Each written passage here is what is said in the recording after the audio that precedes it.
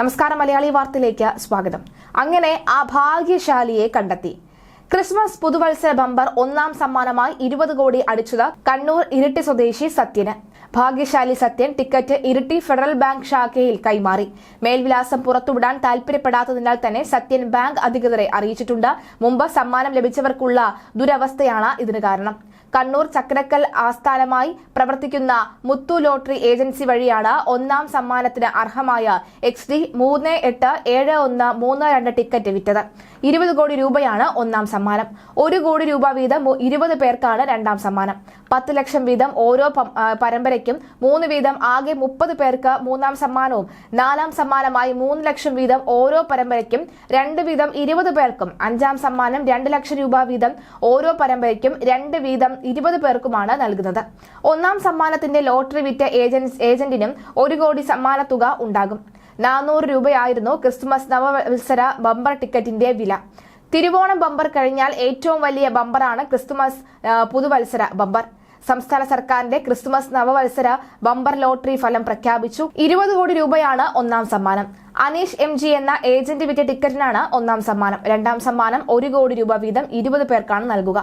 20 കോടിയായ സമ്മാന തുകയിൽ നിന്നും ഏജന്റിന് കമ്മീഷനായി ലഭിക്കുന്ന സമ്മാന തുകയുടെ 10%. 20 കോടിയിൽ 2 കോടി ആ ഇനത്തിൽ പോകും.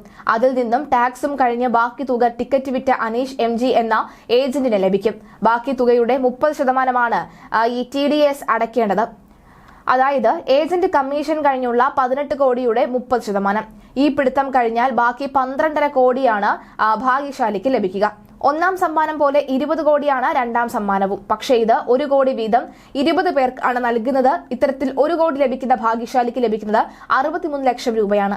30% നികുതി. ഇതോടൊപ്പം ലഭിക്കുന്ന സമ്മാന തുക അനുസരിച്ച് സർചാർജും ആദായ നികുതി വകുപ്പ് ഈടാക്കും.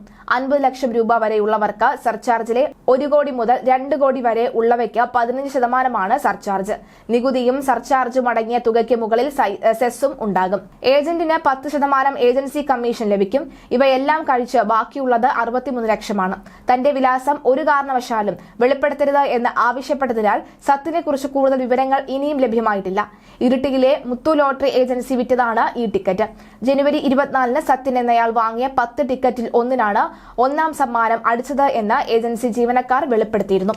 സ്വന്തം ആവശ്യത്തിനാണോ വിൽപ്പനയ്ക്കാണോ ടിക്കറ്റ് ഉപയോഗിച്ചത് എന്നും ഇതുവരെ വ്യക്തമായിട്ടില്ല. സത്യൻ ഇടയ്ക്കിടെ ഒരു ബുക്ക് ടിക്കറ്റ് എടുത്ത് വിൽക്കാറുണ്ട് എന്നും ജീവനക്കാർ വെളിപ്പെടുത്തിയിരുന്നു. കണ്ണൂർ ചക്രക്കലിൽ ഹെഡ് ഓഫീസിൽ നിന്ന് ഈ നമ്പറിലെ 4 സീരീസിൽ ബുക്കാണ് വിൽപ്പനയ്ക്കായി അയച്ചിരുന്നത്. ഇതിലെ ഒരു ബുക്കിലെ ഒരു ടിക്കറ്റിന് 20 കോടിയും മറ്റ് 3 ബുക്കിലെ 3 ടിക്കറ്റിന് 3 പേർക്ക് സമാശ്വാസ സമ്മാനമായി 1 ലക്ഷം രൂപ വീതവും ലഭിച്ചിരുന്നു. ഭാഗ്യവാനെ അന്വേഷിച്ച ഇരിട്ടിയിലെ വിവിധ ബാങ്കുകളിലെ ഉദ്യോഗസ്ഥരും മാധ്യമപ്രവർത്തകരും ഇന്നലെയും നെട്ടോട്ടമോടിയിരുന്നു.